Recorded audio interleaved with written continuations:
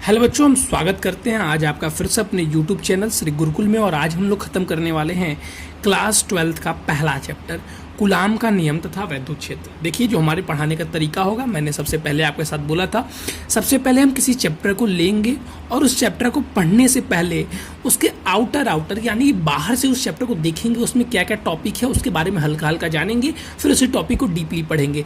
मतलब किसी कहानी को पहले हम समरी के थ्रू समझेंगे, फिर उसके डिटेल में जाएंगे, जिससे कि हमको वो कहानी समझने में आसानी होगी। ठीक है, तो आज का जो लेक्चर होगा वो बेसिकली आपको देखना है कि इस चैप्टर में हमको क्या क्या पढ़ना है। मैं थोड़े से हर टॉपिक के बारे में चर्चा करूंगा। सारे बहुत डीप टॉपिक हैं, बहुत बड़े बड़े टॉपिक हैं, एक क्लास की एक टॉपिक है, लेकिन आपको ध्यान देना है क्योंकि आपका क्लास 12 का पहला चैप्टर है। और पहले चैप्टर में अगर आप एक साथ बहुत सारी चीज़ें पढ़ना चाहेंगे, बहुत जल्दी पढ़ना चाहेंगे तो गड़बड़ हो जाएगा। इसीलिए सबसे पहले मैं सारी टॉपिक आपको एक बार समरी के थ्रू समझाऊंगा और फिर हम बारी बारी से हर लेक्चर में एक एक टॉपिक लेके आएंगे और टॉपिक के साथ इसके PYQ को भी ख़त्म करेंगे। ठीक है, इस टॉपिक को, आज के लेक्चर को आपको सिर्फ कहानी के रूप में देखना है। कहानी के रूप में आप सुनते जाइएगा, जो चीज़ें मैं बताऊंगा समझते जाइएगा। और आप भी अपने नोट्स में, जहाँ नोट्स आप प्रिपेयर करते होंगे, ऐसे पॉइंट वाइज टॉपिक लिख लीजिएगा। ऐसा क्यों सर?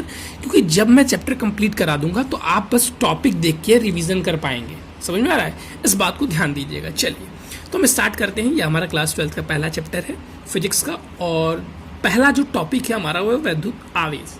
अब जब मैं वैद्युत आवेश यानी कि चार्ज, ठीक है, चार्ज, जब मैं वैद्युत आवेश के बारे में बात करता हूं तो बच्चों के दिमाग में घूमता है वैद्युत आवेश। आखिर सर इसकी परिभाषा अगर पेपर में आ जाए तो इसकी परिभाषा हम कैसे देंगे?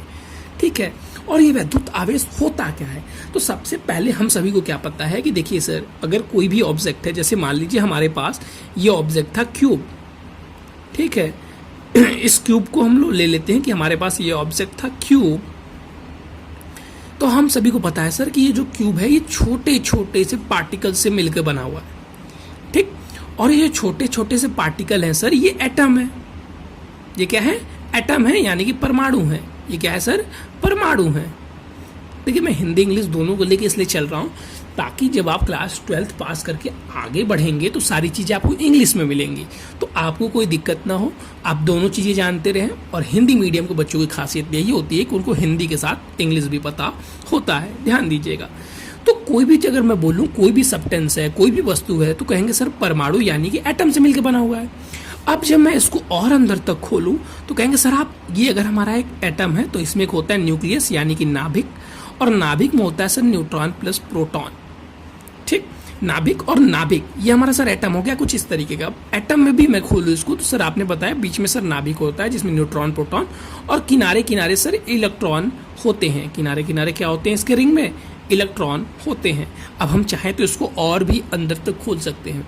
अगर वर्तमान में हम बात करें तो वर्तमान में हम इलेक्ट्रॉन प्रोटॉन से भी छोटे तत्व को खोजने में सफलता प्राप्त कर चुके हैं, लेकिन अभी जो हमारी किताबें हैं उसमें हमको यहीं तक पढ़ना है, तो हम बहुत अंदर तक डीपली नहीं जाएंगे क्योंकि वो हमारे सिलेबस में अभी नहीं है।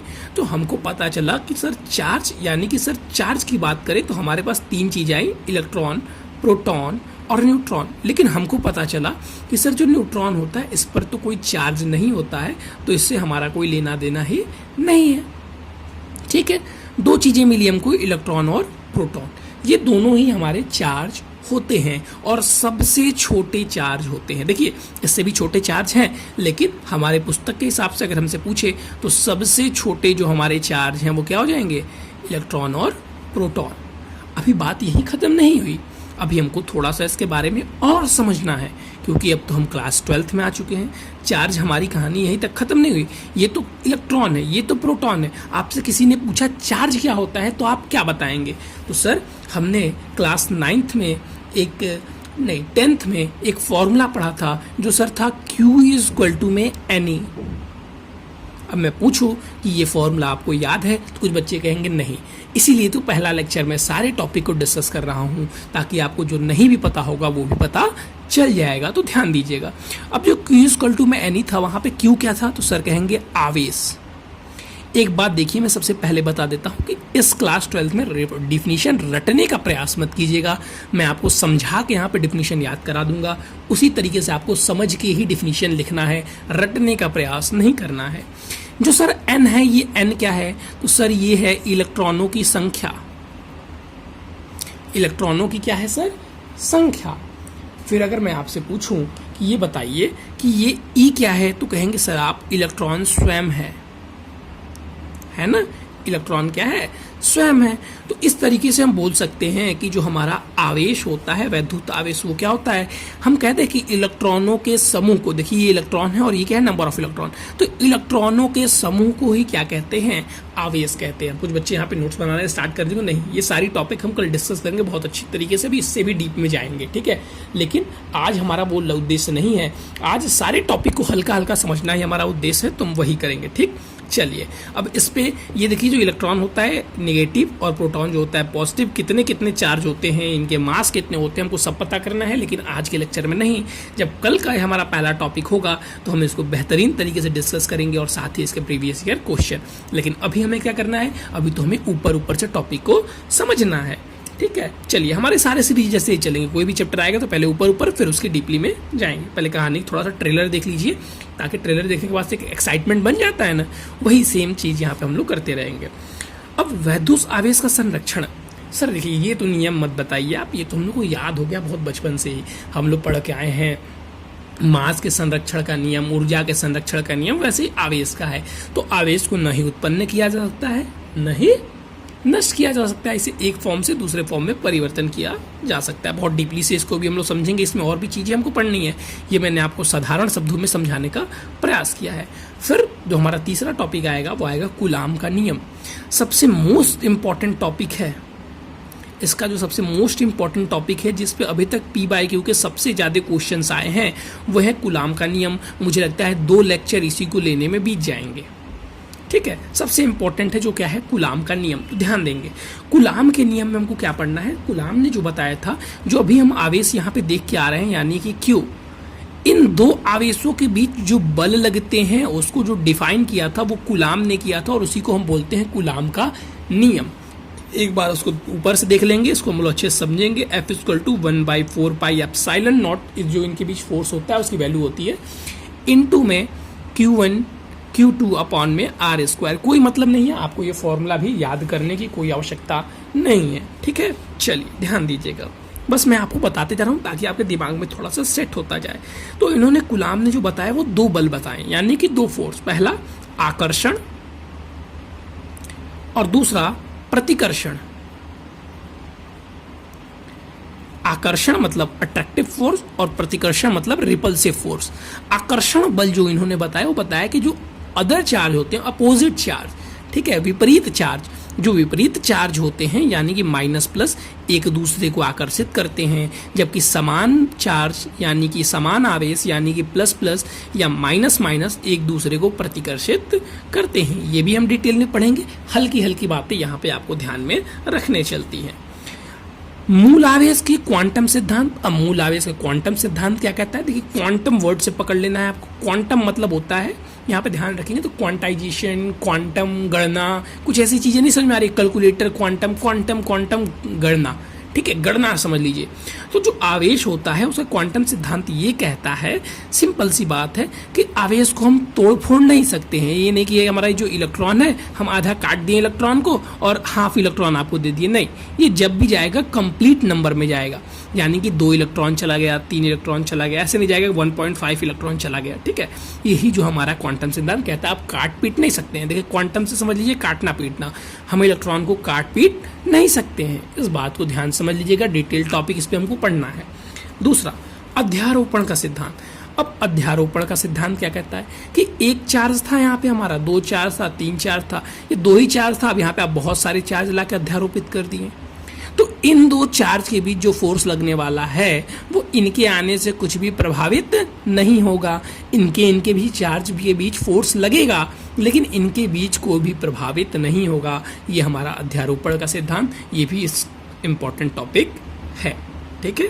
चलिए अब वैद्युत बल और गुरुत्वाकर्षण बल में हमको तुलना करनी है। जैसे अगर मैं बोलूं, अभी मैंने आपको बताया कि जो वैद्युत बल होता है, ठीक है, वो प्रकृति मैंने आपको बताया आकर्षण प्रतिकर्षण दोनों होता है, लेकिन ये क्या होता है, केवल आकर्षण ही होता है। अब हम इसको डीपली कैलकुलेट करके बताएंगे।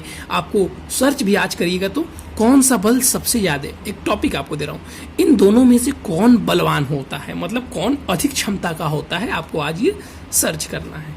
ठीक, फिर वैद्युत क्षेत्र के बारे में हमको चर्चा करनी है। अब देखिए, ये भी इंपॉर्टेंट टॉपिक है और इसके नीचे वाला भी इंपॉर्टेंट टॉपिक है, और ये तीनों इंपॉर्टेंट टॉपिक है, सारे टॉपिक बहुत इंपॉर्टेंट है, ध्यान दीजिएगा। तो वैद्युत क्षेत्र क्या होता है, तो जैसे अगर आपको याद होगा बचपन में ये हम बार मैग्नेट ले लेते थे ऐसे, और 9th में अगर आप प्रैक्टिकल किए होंगे तो बार मैग्नेट के चारों ओर हम एक फील्ड बनाते थे जिसको हम चुंबकीय क्षेत्र यानी कि मैग्नेटिक फील्ड कहते थे। ठीक है, तो जिसको हम मैग्नेटिक फील्ड कहते थे, ठीक उसी तरीके से कोई भी इलेक्ट्रॉन होगा, कोई भी चार्ज होगा, उसके चारों एक फील्ड होगा जिसको हम क्या नाम देंगे, इलेक्ट्रिक फील्ड का नाम देंगे। यहाँ की हमको मैग्नेटिक फील्ड भी पढ़ना है, लेकिन आगे, अभी नहीं। वैद्युत बल रेखाएं, अब जैसे ये चुंबकीय बल रेखाएं होती थी वैसे ये वैद्युत बल रेखाएं होती हैं, और इनमें भी हमको 5 पॉइंट पढ़ने हैं जो कि इंपॉर्टेंट है, डायरेक्ट पूछा जाता है। डायरेक्ट पूछा जाता है आपका 2 नंबर में, ठीक है, कि वैद्युत बल रेखाओं के गुण क्या हैं। ठीक, मैं इसको आपको क्वेश्चन के साथ भी दिखाऊंगा प्रीवियस ईयर। ठीक, नेक्स्ट जो टॉपिक है हमारा क्या है, वैद्युत द्विध्रुव तथा आघूर्ण। अब देखिए, वैद्युत द्विध्रुव क्या होता है, आपको सबसे पहले ये जानना है इसके बारे में। आघूर्ण तो कुछ बच्चे अगर 11th में पढ़े होंगे तो उनको ध्यान होगा कि आघूर्ण होता क्या है, लेकिन नहीं पता तो कोई बहुत बड़ी बात नहीं है, मैं सारी चीजें डिटेल से चर्चा करूंगा। वैद्युत द्विध्रुव क्या होता है, तो वैद्युत द्विध्रुव सिंपल सा है कि हम एक ऐसा कोई सब्सटेंस बना रहे हैं, जैसे मान लीजिए हमने एक ऐसा मशीन बनाया या एक ऐसी वस्तु बनाई जिसमें हमने क्या किया ना कि 2 अपोज बराबर चार्ज लिए, एक प्लस क्यू लिया और एक माइनस क्यू, और इसमें बहुत न्यूनतम दूरी पर, दूरी क्या, बहुत छोटी दूरी है, बहुत छोटी दूरी पर, ठीक है, छोटी दूरी पर इन दोनों को व्यवस्थित कर दिया। यहाँ पर रख दिया प्लस क्यू और यहाँ पर रख दिया माइनस क्यू। ये मान लीजिए L डिस्टेंस था और ये भी मान लीजिए L डिस्टेंस था। तो ये जो हमारा कहलाता है, ये हमारा क्या कहलाता है, ये हमारा वैद्युत द्विध्रुव कहलाता है। ठीक है, इसी के साथ मैंने इस चैप्टर के सारे टॉपिक आपके साथ डिस्कस कर दिए बारी बारी। एक बार आप सारे टॉपिक को देखकर मन में रिकॉल करने की कोशिश कीजिए। मैं आपको सारे टॉपिक बार बार दिखा रहा हूँ, ठीक है। और ध्यान रखना है बच्चों कि इस तरीके से जब मैं आपको पढ़ा रहा हूँ तो ब्लैक बोर्ड पे नहीं क्लासेस चल पा रही हैं माइक ख़राब होने के कारण, और मैं अभी माइक अफोर्ड भी नहीं कर पाऊँगा। ठीक है, तो आपका अगर सपोर्ट रहा तो जल्दी ब्लैक बोर्ड पे भी क्लासेस आ जाएंगे, लेकिन क्वालिटी वही है। ठीक है, यहाँ पे जो एजुकेशन क्वालिटी है, जो आपका जो क्वेश्चंस के डिफिनीशन की समझाने के जो तरीके मिलेंगे, उससे बेस्ट आपको कहीं नहीं मिलने वाला है। हो सकता है ब्लैक बोर्ड की क्वालिटी आपको अच्छी मिल जाए, लेकिन एजुकेशन की क्वालिटी की गारंटी मैं आपको दे सकता हूँ। चलिए, आज के लिए था बस इतना ही, फिर मिलेंगे नए और इम्पोर्टेंट टॉपिक के साथ। तब तक आपको जो मैंने आज बताया उसके बारे में सोचते रहना है, और जो कल का लेक्चर आएगा उसमें हम लोग पहले टॉपिक यानी कि वैद्युत आवेश और वैद्युत आवेश के संरक्षण और कूलाम के नियम पर चर्चा करने वाले हैं। चलिए, आज के लिए तो बस इतना ही, फिर मिलेंगे नए और इम्पोर्टेंट टॉपिक के साथ।